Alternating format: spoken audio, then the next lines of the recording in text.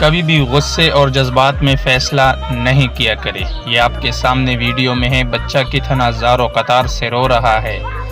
آپ کے غصے اور جذبات کے غلط فیصلے کی وجہ سے ایک تو آپ کی بھی زندگی برباد ہو سکتی ہے، اس عورت کی بھی زندگی برباد ہو سکتی ہے، اور درمیان میں جو سب سے بڑی جس کو پوری زندگی احساس ہوتا ہے کہ بابا اور مما، وہ ان بچوں کی زندگی برباد ہو سکتی ہے۔ تاحیات ان کو افسوس ہوتا ہے، دل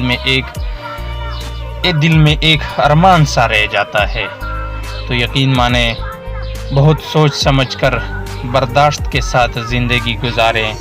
خیر ہے، معافی میں آپ کے لیے بہت فائدہ ہے۔ آپ ایک دوسرے کو معاف کریں گے تو محبتیں بڑھتی رہیں گی، زندگی مزید اچھی بنے گی۔